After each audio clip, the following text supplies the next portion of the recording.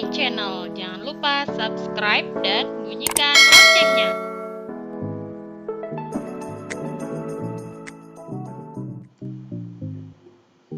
Halo anak-anak, hari ini kita akan belajar tema 4, subtema 1, pembelajaran 2, muatan SBDP, Bahasa Indonesia, dan IPA.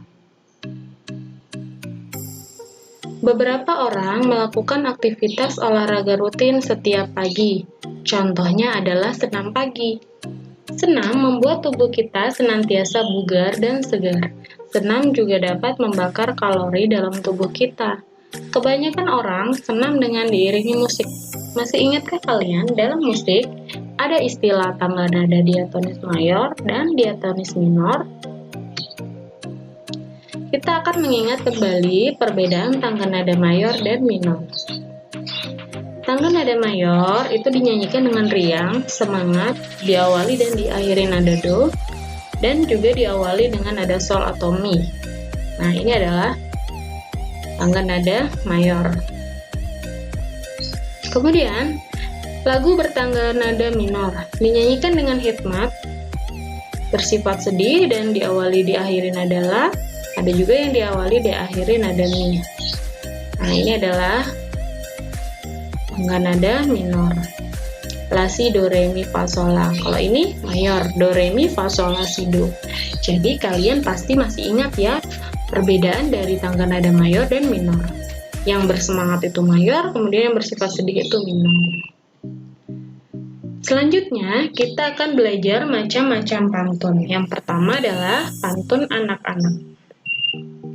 Pantun anak-anak adalah pantun yang berkaitan dengan dunia anak-anak. Pantun ini menggambarkan makna sukacita maupun dukacita. Yang kedua adalah pantun orang muda, yaitu pantun yang berkaitan dengan dunia orang muda yang berisi atau bermakna perkenalan, hubungan asmara dan rumah tangga, perasaan kasih sayang, iba, iri, dan lain-lain. Lalu yang ketiga, pantun orang tua, yaitu pantun yang berkaitan dengan nasihat orang tua, agama, dan adat istiadat.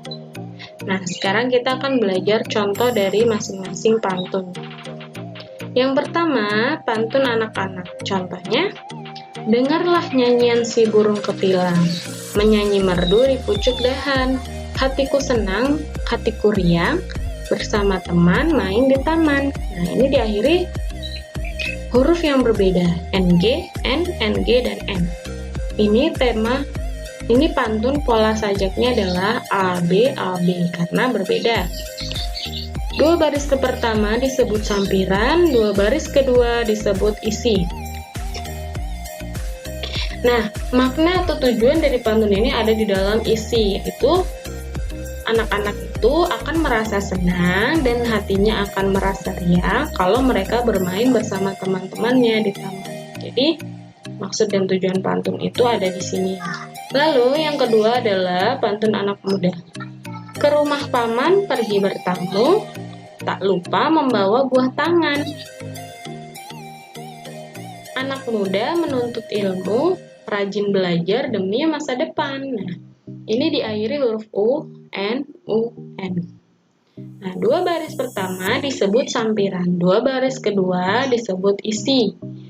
Nah, isi dari pantun anak muda ini yaitu ketika kalian masih muda, kalian harus menuntut ilmu dan rajin belajar agar masa depan kalian itu bagus. Nah, jadi makna yang terkandung di dalamnya ada di isi ya.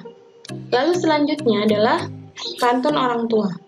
Simpanlah harta di dalam peti, jarum di pasir tidak terlihat. Bersifat jujur, bersihkan hati, kemana pergi pasti selamat. Nah, ini diakhiri huruf I, T, I, T. Maka pola sajaknya adalah AB, AB, karena tidak sama. Dua baris pertama itu disebut sampiran, dua baris kedua disebut isi. Nah, isi dari pantun orang tua ini, kalau kita bersifat jujur dan hati kita bersih, maka kemanapun kita pergi, maka kita akan selamat. Nah, jadi maknanya kalau pantun orang tua itu lebih mengandung kepada nasihatnya. Selanjutnya, kita akan belajar sistem peredaran darah hewan. Sistem peredaran darah pada hewan dibagi menjadi dua, yaitu peredaran darah terbuka dan peredaran darah tertutup. Peredaran darah pada hewan berfungsi membawa cairan ke seluruh tubuh, baik itu berupa darah maupun hemolimfa. Nah, sekarang kita akan belajar peredaran darah hewan terbuka. Pada peredaran darah terbuka, darah atau hemolimfa dialirkan tidak melalui pembuluh, tetapi langsung dialirkan ke dalam rongga tubuh, contohnya pada hewan serangga. Peredaran darah pada serangga terjadi di satu pembuluh yang disebut aorta.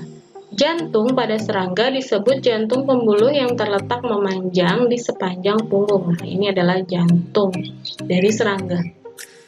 Darah serangga tidak mengandung hemoglobin sehingga tidak berwarna merah dan tidak berperan mengangkut oksigen.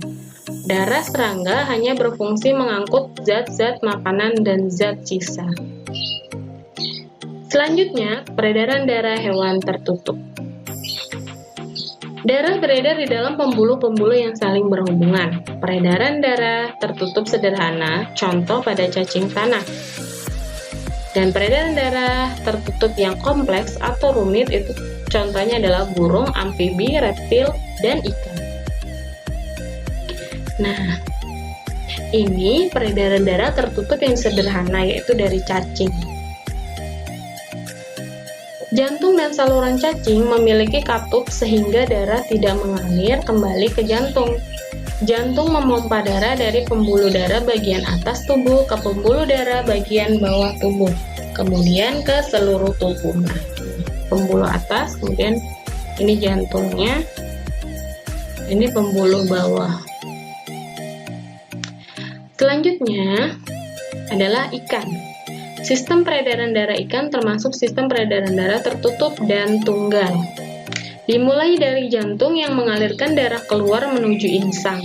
Pembuluh kapiler akan melepaskan karbon dioksida ke dalam air dan mengambil oksigen dari dalam air. Dari insang, darah akan mengalir ke seluruh tubuh ikan. Selanjutnya adalah amfibi. Jantung katak terdiri atas dua serambi yang berdinding tipis dan sebuah bilik. Dimulai dari masuknya darah yang mengandung banyak oksigen dan paru-paru ke serambi kiri. Dari serambi kiri masuk ke bilik sehingga terjadi percampuran antara darah yang mengandung oksigen dan darah yang mengandung karbon dioksida. Kemudian ada reptil. Reptil memiliki jantung yang terdiri atas 4 ruangan, yaitu 2 serambi dan 2 bilik. Antara bilik kanan dan bilik kiri dibatasi oleh sekat yang belum sempurna sehingga masih dapat terjadi percampuran darah.